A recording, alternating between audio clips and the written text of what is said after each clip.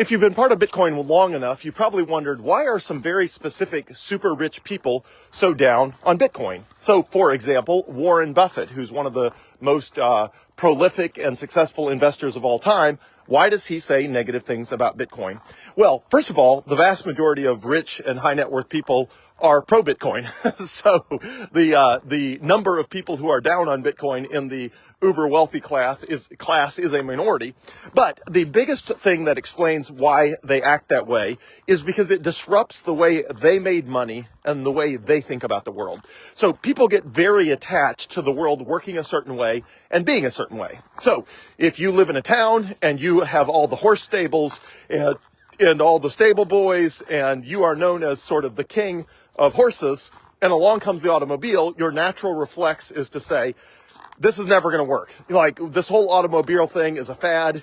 It's not a real thing, blah, blah, blah. Because if it is a real thing, then you built your entire livelihood on horses and stables and buggies and buggy whips. That is your world. And now somebody comes along with an automobile, and it's totally not compatible with the world you built, the world you understand, or the world that you make money from.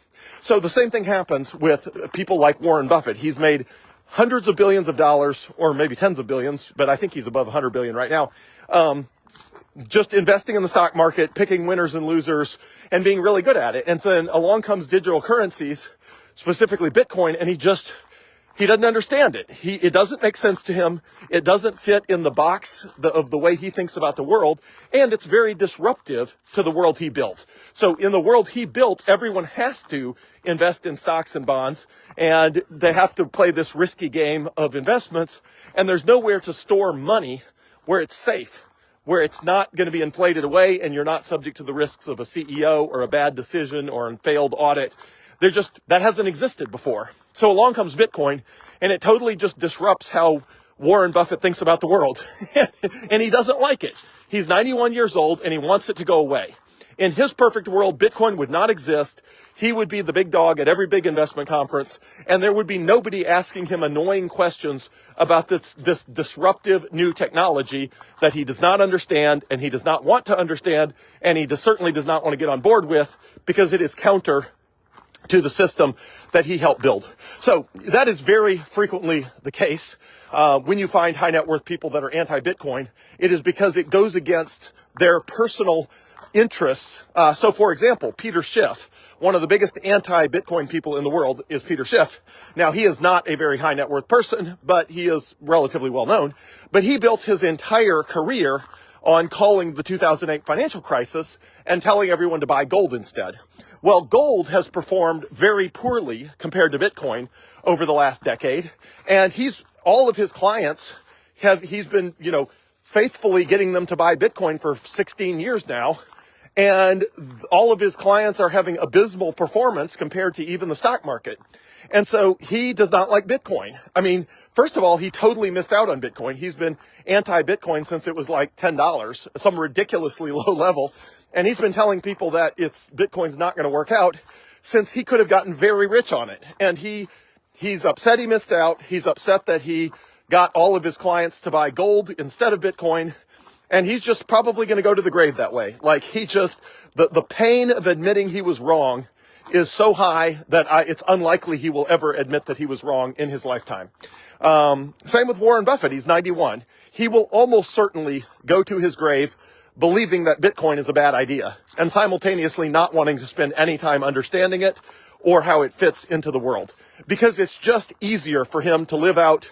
Let's say he lives to 100. It's just easier for Warren Buffett to pretend Bitcoin doesn't exist for 9 more years until it doesn't exist for him anymore because he's not here anymore. And Charlie Munger, his business partner who passed away recently, that is what happened to him. He was anti-Bitcoin, all the way past to the day he died, just period. He just didn't want to understand it, didn't want to think about it, didn't want it to disrupt the way he had been making money his whole life. And so, he died believing Bitcoin was a bad idea. And Bitcoin's still here. So after Charlie Munger died, Bitcoin just kept going up, and he's gone, and Bitcoin's still here. And the same may very well be true of Warren Buffett, because, again, if you're 91, who wants to learn new things at 91 when you can just pretend they don't exist for 9 more years and you don't have to worry about it? So people like Peter Schiff, who are a little younger, or John Mackey or others, hopefully will come around. A lot of people have, including Michael Saylor, whose company owns more Bitcoin than any other company in the world. He said in 2013, he tweeted that he thought Bitcoin would go the way of online gambling and basically disappear. Well, he came back 7 years later in 2020, 7 years after 2013, and subsequently over the next 4 years, his company and he personally combined bought more Bitcoin than any other company in the world. So good for him. He had the fortitude to change his mind. He could have just checked out and ignored it and said, I already took a position in 2013. I don't want to be wrong. But he had the courage to say, hey, I was wrong in 2013.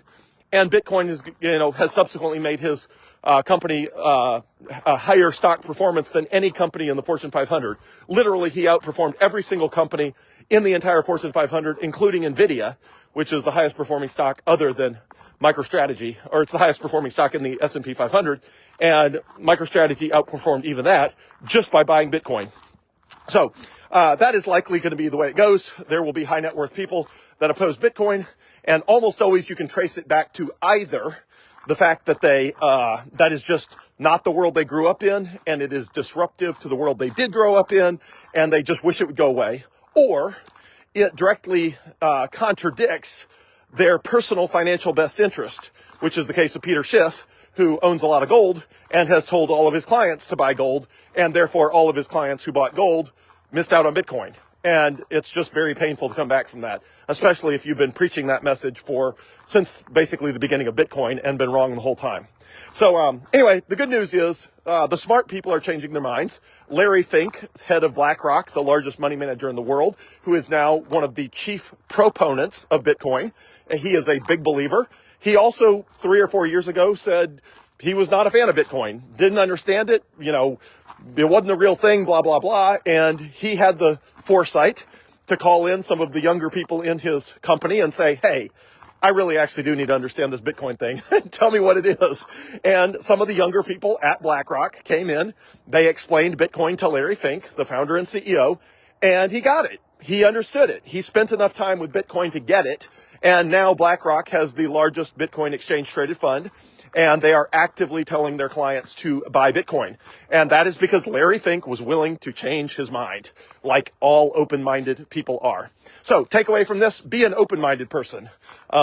Anyone can change their mind, but if they have a financial interest in the way things were, or if they are just very attached to the way things were because that is the way they became successful, you can expect some of those people to have a very hard time changing their mind. And that explains people like Warren Buffett, Billy Munger, John Mackey, and others who would just really like the world better when there wasn't anything new in it like Bitcoin to disrupt their worldview, the way humans make money, or forcing them to think about some new technology that is bending their brain in a way that feels uncomfortable with regard to new ideas.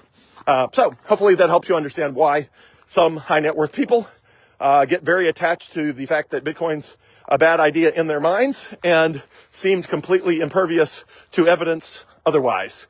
That's what's going on inside their heads. Have a great day.